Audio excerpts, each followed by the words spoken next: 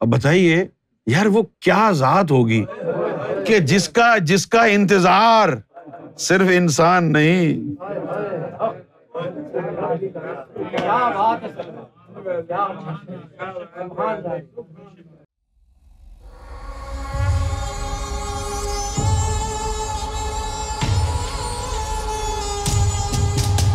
جو مزاج لوگوں کا اس دور میں ہے کہ جب ہم ان کو سرکار گوھر شاہی کی تعلیم بتاتے ہیں اور اللہ کی طرف سے جو سائنز نشانیاں ظاہر ہوئی ہیں، جب ان نشانیوں کا ہم ذکر کرتے ہیں توجہ نہیں دیتے.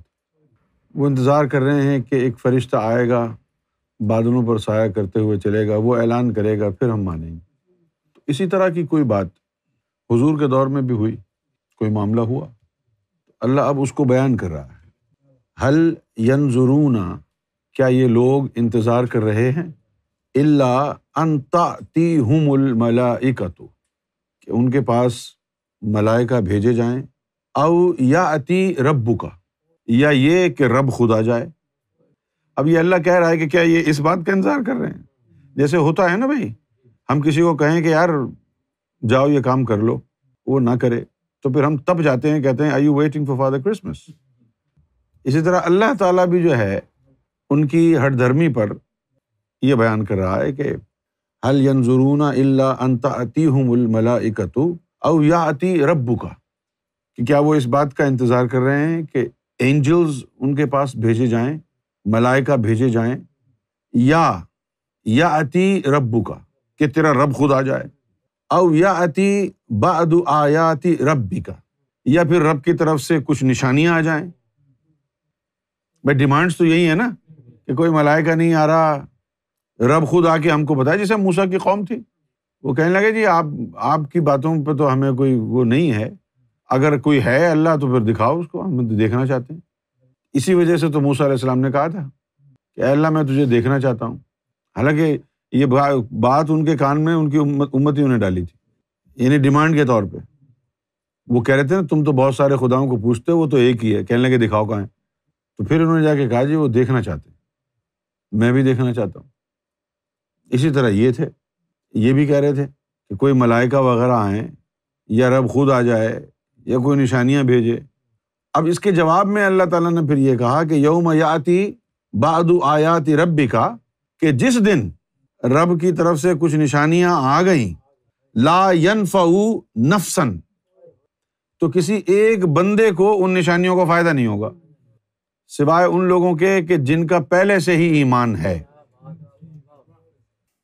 اس کے بعد یہ کہا کہ بھائی قل، آپ کہہ دیں ان کو، انتظروا، کہ انتظار کریں، انا منتظرون، کہ ہم بھی انتظار کریں. اب کچھ باتیں ایسی ہیں جہاں پر آج کے دور کا جو مسلمان ہے وہ حواس باختہ ہو جائے گا، اوسان خطا ہو جائیں گے، دل اس کا تسلیم نہیں کرے گا قرآن کی بات کو. بات ہی ایسی، کیوں ایسی بات ہے کہ بھئی آپ اللہ کو کہیں کہ اللہ کو نشانی بھیجے، اور اللہ کہے جی ہم بھی انتظار کر رہے ہیں. اب یہ تو کہانی پلٹ گئی. اب ہم تو ساری زندگی یہ سنتے آئے ہیں لا موجود اللہ. آپ کو کس چیز کا اور کس کی طرف سے اس چیز کے آنے کا انتظار ہے؟ اچھا اب آ جائیے کہ بات کیا ہو رہی ہے، کس چیز کا اللہ کو انتظار ہے؟ قرآن شریف کا چھپنے کے لیے دیا ہے کہ بھئی ابھی پرنٹ ہو کے نہیں آیا ہے، جیسے ہی آیا تو ہم بھیج دیں گے جبریل کے ہاتھ، ہے نا بھائی. قرآن شریف کا تو انتظار نہیں ہو رہا، یہ ہو رہا ہے؟ نہیں ہو رہا نا. تو پھر کس چیز کا انتظار ہو رہا ہے؟ جبریل بھی ہوم میڈ ریسیپی ہے، ان کا بھی انتظار نہیں ہو رہا. تو کس کا انتظار ہو رہا ہے؟ یہ ہے، اس کا جواب نہیں ہے مولویوں کے پاس. اور وہی ہوا 14 صدیوں سے امام مہدی کا انتظار ہو رہا تھا.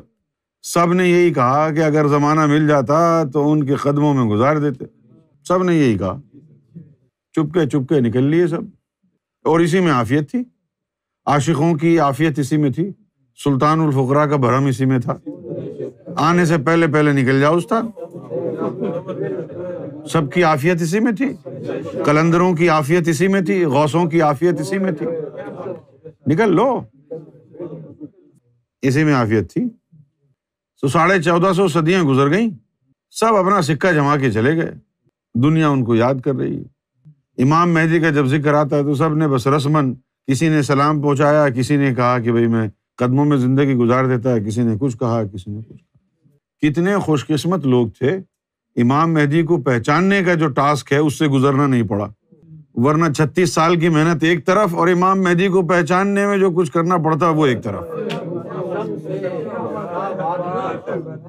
36 سال جنگل میں، ارے نفس کو پاک کرنا کیا ہے، قلب کو بیدار کرنا بھی کیا ہے، بیت المعمور میں جا کے نماز پڑھنا کون سی بڑی بات ہے، سدرۃ المنتہا تک پہنچ جانا بھی کوئی بڑی بات نہیں۔ اچھا، اب یہ کتنا بڑا معرکہ ہے، امام مہدی علیہ الصلوۃ والسلام کی شناخت کرنا، ان کو پہچاننا۔ سرکار گوھر شاہی نے جو اپنی زبان مبارکہ سے فرمایا، وہ راز یہ ہے کہ امام مہدی کو پہچان کر ان کا ساتھ وہ دیں گے جن کے دلوں میں نور ہوگا۔ اب یقین کریں، اللہ کی ذات گواہ ہے، اس ایک بات کے علاوہ کوئی بات کارگر ثابت نہیں ہوتی امام مہدی کو پہچاننے میں۔ ساری حدیثیں پڑھ لیں اور پھر بھی نہیں پہچانو گے، صرف یہ ایک بات جو سیدنا گوھر شاہی نے فرمائی ہے، یہ بات کارگر ثابت ہوتی ہے۔ جن کے دلوں میں نور ہوگا بس وہی پہچانیں گے، اور نور پہلے ہی سب کے دلوں سے نکل گیا، امت سے خارج ہو کر سنی، شیعہ، وہابی، بریلوی بن گئے، اب کون پہچانے گا؟ پہچانے گا کوئی؟ آپ کو کہا جائے کہ چلو یار ذرا سیل لگی ہوئی ہے بازار میں، برانڈیڈ کلوتھز جا کے خریدتے ہیں، سیل لگی ہوئی ہے، سستے داموں مل جائے گی، اور بیگم آپ کی وہاں جانے سے پہلے جیب خالی کرا دے، اب کیا خریدو گے؟ کچھ بھی نہیں۔ اب امام مہدی کی پہچان ہوگی جس کے دل میں نور ہوگا، امت کا تصور ختم ہو گیا، سینوں سے نور نکل گیا، شیعہ، سنی، وہابی، دیوبندی، بریلوی بن گیا، اب امام مہدی آ گئے، اب آپ پہچانو گے کیسے ان کو جب نور ہی دل میں نہیں ہے؟ اس لیے امام مہدی کو 2 دفعہ آنا پڑے گا۔ پہلی دفعہ میں آ کے لوگوں کو نور بنانے کا طریقہ سکھایا ہے کہ اپنے دلوں کو منور کر لو۔ ناظم آباد کراچی، نور ایمان امام بارگاہ، وہاں سرکار کا خطاب ہوا، اور خطاب کے دوران نور محمد سرہندی نے پوچھ لیا کہ جی امام مہدی کی کوئی نشانی بتائیں۔ سرکار نے فرمایا کہ نشانی کو چھوڑو، اس بات کی فکر کرو کہ ان کا ساتھ دینے والوں میں ہوگے یا نہیں۔ اچھا، اب نشانیوں کی بات کر لیں ہم۔ امام مہدی کی تو پہچان نور سے ہوگی نا، نشانیوں کے بارے میں قرآن کیا کہتا ہے کہ اللہ کی نشانیوں کی تعظیم وہ لوگ کرتے ہیں جن کے قلب پاک ہوں۔ تو آپ تو شیعہ، سنی، وہابی ہو گئے، آپ کے دلوں میں تو نور ہی نہیں ہے، حالانکہ قرآن مجید میں صاف لکھا ہوا ہے شرح صدر کر لو، اسلام اگر چلنا ہے تو شرح صدر کر لو، اور جس نے شرح صدر کر لی فَهُوَ عَلَىٰ نُورٍ مِّن رَبِّهِ، جس نے شرح صدر کر لی تو پھر اپنے رب کی طرف سے اس کو نور ملنا شروع ہو جائے گا، اور جس نے نہیں کی، جن کے دلوں میں نور داخل نہیں ہوا، اولئک فی ضلال مبین۔ اب بریلوی اپنا عقیدہ ریشمی رومال میں باندھ لیں، اور شیعہ اپنا عقیدہ باندھ لیں، اور پہنچ جائے یوم محشر میں، یہ سارے عقیدے کھول کھال کے رکھ دیں، اللہ کہے گا ہٹاؤ اسے، قلب سلیم کدھر ہے وہ لے کے آؤ۔ وَحُصِّلَ مَا فِي الصُّدُورِ، جو تمہارے سینوں میں ہے وہ حاصل کیا جائے گا۔ کیا فرق پڑتا ہے بھائی، اب کون سا فرقہ ہے؟ اور یہ آیت ہے امام مہدی علیہ الصلوۃ والسلام کے بارے میں۔ تھوڑی سی آپ کو واقفیت ہونی چاہیے تاریخ سے، واقفیت نہیں ہوگی تو آپ کو کچھ سمجھ میں نہیں آئے گا۔ یہ جو ہمارے ہندو بھائی ہیں، ان کے یہاں پر بھی تصور ہے کہ 10 اوتار آئیں گے، ہمارے سکھوں کے یہاں پر بھی یہی ہے کہ بھئی 10 گرو ہوں گے، اور ہمارے مسلمانوں میں بھی یہی ہے کہ 12 امام ہوں گے۔ یہ تصور آیا کہاں سے؟ اس تصور کی ابتدا ہوئی تھی بنی اسرائیل کے دور میں۔ وہاں اللہ تعالیٰ نے جو ہے بنی اسرائیل کو کہا کہ بھئی ہم تمہارے اندر 10 خلیفہ بھیجیں گے۔ وہ 10 خلیفہ آئے، وہ 10 کے 10 خلیفہ آئے داؤد علیہ السلام سے، جن میں آخری خلیفہ یہودیوں کے مذہب کے مطابق مشائخ مسایہ ہے۔ تو آخری جو خلیفہ ہے ان کے دھرم کے حساب سے آخری جو خلیفہ ہے وہ ہوگا مشائخ، یعنی مسایہ۔ تو یہودیوں نے حضور سے یہ سوال کیا کہ بھائی ہمارے یہاں تو 10 خلیفہ کا تصور ہے، ہماری کتابوں میں لکھا ہے، آپ اگر سچے نبی ہو تو آپ اپنے خلیفاؤں کے بارے میں بتاؤ۔ تو تب حضور صلی اللہ علیہ وآلہ وسلم نے فرمایا کہ تمہارے اندر 10 ہیں، ہمارے پاس تو 12 خلیفہ ہوں گے۔ حدیث میں آیا ہے کہ 10 خلیفہ ہوں گے۔ اب یہ جو ہمارے جو شیعہ بھائی ہیں، ان کو کنفیوژن ہو گیا ہے ولایت اور امامت میں۔ اصل چیز ولایت ہے، امامت کوئی چیز نہیں ہے۔ امامت جو ہے وہ کوئی روحانی مقام اور مرتبہ نہیں ہے، لیڈر کو کہتے ہیں امام۔ دوسرا یہ کہ انہوں نے مولا علی کو خلیفوں میں شامل کر لیا ہے، حالانکہ وہ تو مولا ہیں، ان کو خلیفہ میں شامل کرنا صحیح نہیں ہے۔ تو اس وجہ سے گنتی میں فرق آ گیا ان کے۔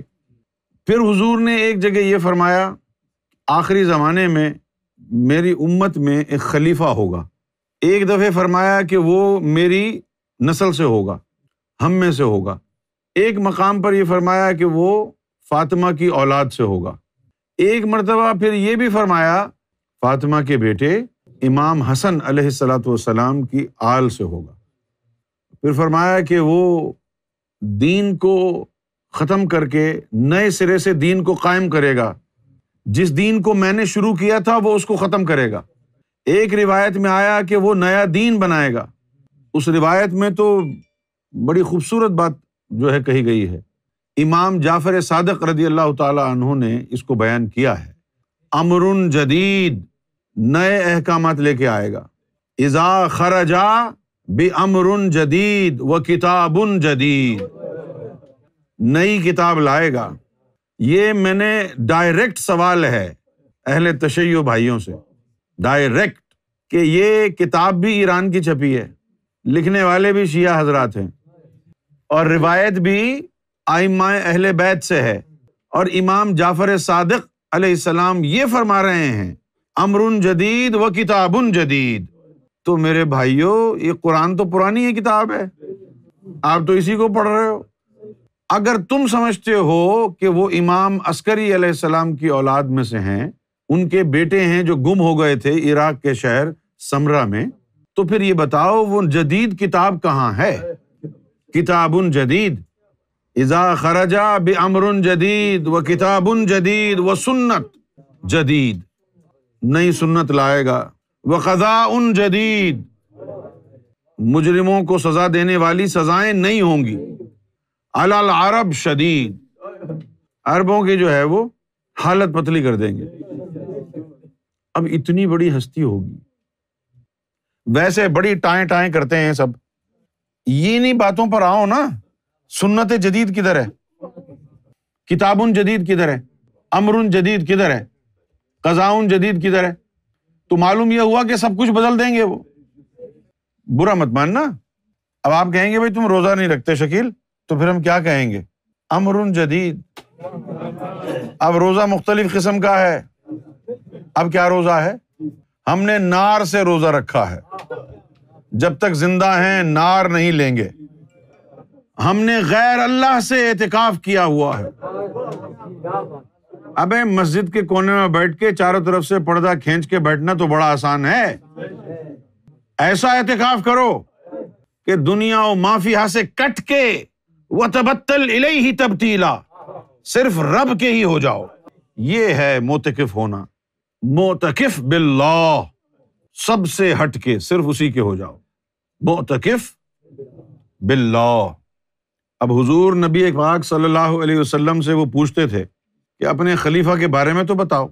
ان کو دراصل تشویش یہ تھی، ذرا توجہ سے سننا، وہ جو بنی اسرائیل والے تھے نا، وہ انتظار میں تھے اپنے مسیحا کے آنے کا، اور آ گئے حضور، اس لیے ان کو ٹربل ہوئی کہ بھئی ہمارے مسیحا نے آنا تھا، تو اب ہمارے خطے کے اوپر تو کوئی نبی اب آیا نہیں، یہ عرب میں تو پہلے کوئی آیا ہی نہیں تھا۔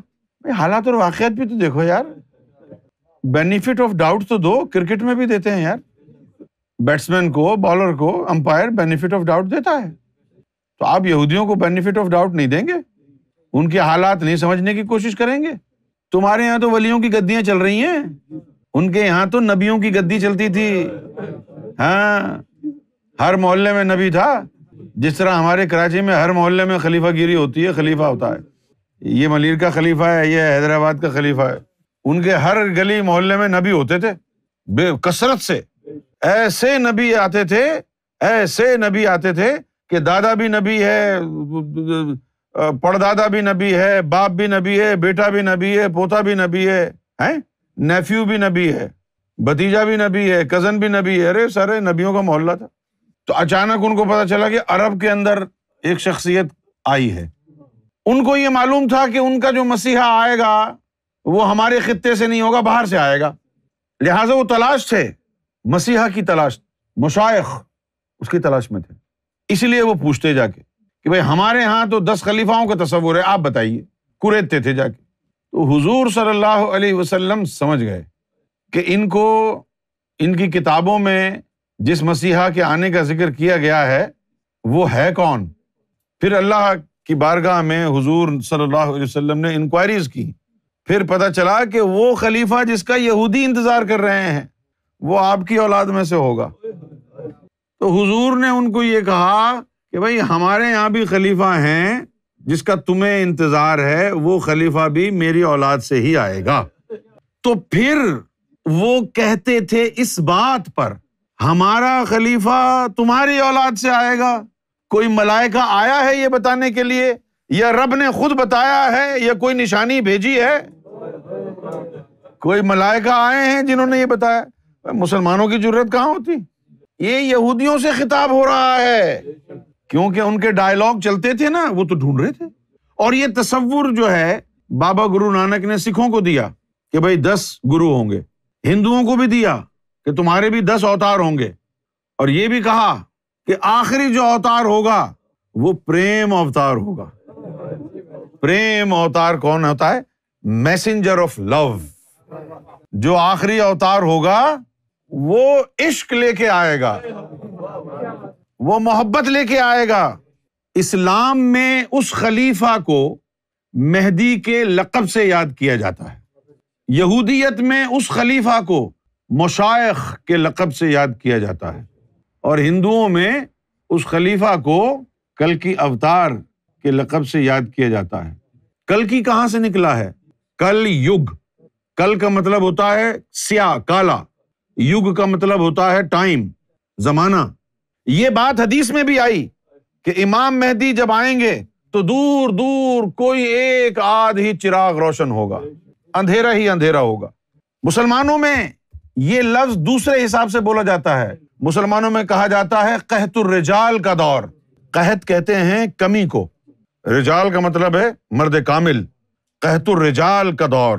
اور ہندوؤں میں کہتے ہیں کل یگ۔ کل یگ کا مطلب ہے وہ زمانہ جس میں لوگوں کے دلوں میں اندھیرا ہو، پرماتما کا پرکار ہی نہ رہے، یہ وہی دور تھا کل یگ۔ زبان پہ رام رام اور دل میں راون، زبان پہ اللہ اللہ دل میں شیطان، زبان پہ واہے گرو اور دل کے اندر شیطان۔ یہی کل یگ ہے، جب دلوں سے نور نکل جائے، جب رب سے تعلق ٹوٹ جائے اور تمہاری عبادتیں، تمہاری پوجا پاٹ سب کچھ صرف ایک لپ سروس رہ جائے، این ایکٹ آف فریزولوجی رہ جائے، زبانی جمع خرچ، دل میں کچھ نہ رہے۔ ایک تو جاپ زبان کا ہے اور ایک جاپ دل کا ہے۔ جو دل کا جاپ ہے اس سے دل میں نور بنے گا، جب تک وہ دل کا جاپ نہیں ملے گا اندھیرا نہیں جائے گا۔ خلیفہ وہ ایک ہی ہے، بتاؤ کب سے اس کی پبلسٹی ہو رہی ہے، کب سے پبلسٹی ہو رہی ہے۔ لیکن ایک بات یاد رکھو، بنی اسرائیل والوں کو بے شمار پیغمبر اللہ نے دیے، اپنا نام نہیں دیا، اپنا اسم عطا نہیں کیا۔ جب موسیٰ نے پوچھا اے مولا تیرا نام کیا ہے، کہا I am who I am, میں ہوں۔ تو سینکڑوں ہزاروں نبی بنی اسرائیل میں بھیج دیے، اپنا نام تک نہیں بتایا۔ اور ایک نبی آیا خطۂ عرب میں جس کا نام محمد صلی اللہ علیہ وسلم تھا، اس کو اپنا اسم ذات عطا فرمایا۔ کتنی بڑی بات ہو گئی نا، کتنا کرم فرمایا نا۔ اور ان کو کیا کہا کہ میرا جو نام ہے نا وہ مسیحا آ کے عطا کرے گا۔ تم کو اس وقت ہم صدا لگا لگا کے کہہ رہے ہیں آؤ اس میں ذات لے لو، تم بیٹھے ہوئے ہو کہ جی تمہاری داڑھی نہیں ہے، تم عالم نہیں ہو، تم یہ کہہ رہے ہو۔ ادھر دیکھو 6000 سال سے وہ قوم انتظار کر رہی ہے کہ رب کا نام عطا ہو جائے۔ یہ رب کا نام ہی ہوتا ہے جس سے انسانوں کی جو روح ہے اس کی پرورش ہوتی ہے، رب کا نام ہوتا ہے جس سے دل میں روح میں نور بنتا ہے۔ ہندو دھرم کو دیکھو، وہاں نامدان ہے۔ سنت کبیر کو کیا ملا تھا؟ جب وہ اپنے گرو کے پاس گئے، گرو نے کہا تو برہمن ہی نہیں ہے، چل ہٹ، اگر کسی برہمن نے دیکھ لیا تو مجھے ماننا چھوڑ دیں گے، نکل جا پتلی گلی سے۔ رویا سنت کبیر، گڑ گڑایا، گرو کو رحم آ گیا۔ گرو نے جو ہے اس کو کہا کہ بیٹا اب ایک ہی طریقہ ہے، اگر یہاں سب کے سامنے میں نے تجھے دے دیا نا تو یہ سب بھاگ جائیں گے، تو ہم ایک چال چلتے ہیں، تو راستے میں کہیں چھپ کے انتظار کرنا ہے، میں جا رہا ہوں گا اپنے خیالوں میں مست مگن ادھر ادھر دیکھتا ہوا، تو میرے قدموں میں آگے گر جانا، تیرے جسم پر میرا پاؤں پڑے گا تو میں کہوں گا ہے رام، تو وہ جو نام میرے زبان سے رام کا نکلے گا وہ تیرے لیے نامدان ہو جائے گا۔ یہی ہوا، گرو نکلا، گرو نے ادھر ادھر دیکھا، کہاں گیا بھائی؟ او بھائی گرو چلتا جا رہا ہے، یہ آ کے قدموں میں پڑ گیا، قدم پڑے جب گرو کے، ہے رام، مست ہو گیا۔ یہ نامدان ہی تو ہے جس سے تقدیریں بدلتی ہیں۔ اس کے انتظار میں تھے یہودی، اور اس کے بارے میں آ کے سوال حضور کی بارگاہ میں کرتے تھے۔ اللہ تعالیٰ کی طرف سے یہ بات آئی، اچھا ہل ینظرون، یہ انتظار کر رہے ہیں الا ان تأتیہم الملائکۃ، کہ کوئی ملائکہ بھیجیں ہم، او یاتی ربک، اور یا پھر یہ کہ رب تیرا نیچے آ جائے، او یاتی بعد آیات ربک، یا اپنی کچھ نشانیاں بھیجیں۔ اور پھر کہا کہ یوم یاتی بعد آیات ربک لا ینفع نفسا، کہ جس دن ہم نے نشانیاں بھیج دیں تو تم میں سے ایک کو بھی فائدہ نہیں پہنچائیں گی وہ نشانیاں، فائدے میں وہ رہے گا جو پہلے سے مانتا ہوگا۔ پہلے سے کب سے؟ پہلے سے کب سے مانتا ہوگا؟ نشانیاں نہیں آئی تو ان کو مانتا کیسے ہوگا؟ وہ ملائکہ آئے نہیں تو مانتا کیسے ہوگا؟ رب آیا نہیں تو جانتا کیسے ہوگا؟ یہ اشارہ کہاں ہے؟ یہ اشارہ وہاں ہے، اس دنیا میں آنے سے پہلے ساری روحیں جب جمع تھیں، اور جس وقت یہ کہا تھا الست بربکم، تو تم نے کیا کہا؟ قالوا بلا شاہدنا، تم نے کہا بلا، بے شک، شاہدنا، ہم دیکھ رہے ہیں۔ اس وقت اس کی صورت وہاں، حجر اسود کی جو حقیقت ہے وہ وہاں موجود تھی۔ جنہوں نے اس صورت کو اس دن دیکھ لیا تھا، وہی صورت نشانی بن کر زمین پر بھی آئے گی۔ اس لیے کہا جس نے پہلے سے مانا ہوا ہے اسی کو فائدہ دے گی، جس نے اسی کو فائدہ دے گی۔ اور پھر اس کے بعد یہ کہا کہ قل، آپ کہہ دیں ان کو، انتظروا، be patient, don't spill the milk, be patient, I am also waiting, انتظار کرو، انا منتظرون۔ یہاں تو یہ کہا کہ انا منتظرون، کہ میں بھی انتظار کر رہا ہوں۔ ایک دوسری آیت میں اور زیادہ اللہ تعالیٰ نے خوبصورت جملہ فرمایا، انی معکم من المنتظرین، ہائے ہائے ہائے، میں بھی تواڈے نال ہاں، انی معکم من المنتظرین، میں بھی انتظار کرنے والوں کی صف میں کھڑا ہوں۔ اب یہ دیکھو، یہ کتنی خوبصورت آیت ہے، سورہ یونس کی آیت ہے، یہ بتائیے۔ اور لکھا ہے وَيَقُولُونَ، کہ وہ یہ کہتے ہیں، لولا انزل الیہ آیات من ربہ، کہ رب کی کوئی نشانی اس کے حوالے سے نیچے آئی نہیں۔ تو اللہ کہتا ہے فقل، تو آپ کہہ دینا، انما الغیب للہ، کہ غیب تو اللہ کے لیے ہے، میں کیا بتاؤں۔ فانتظروا، انما الغیب للہ، غیب اللہ کے لیے ہے، فانتظروا، تو پس انتظار کرو وَإِنِّي مَعَكُمْ، میں تمہارے ساتھ ہوں، من المنتظرین، انتظار کرنے والوں کی صف میں۔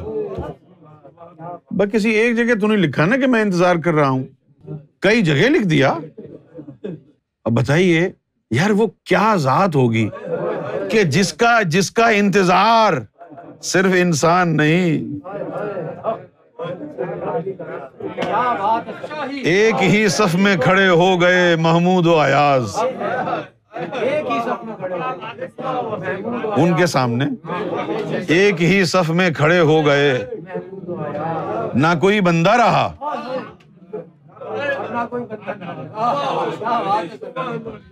فانتظروا انی معکم من المنتظرین۔ یہ کیسی گمراہ کن اور کفریہ عقائد قرآن میں ہے؟ نہیں، یہ گمراہ کن نہیں ہے کہ اللہ کو بھی کسی کا انتظار ہے، لیکن یہ بات تو اللہ نے خود کہی ہے۔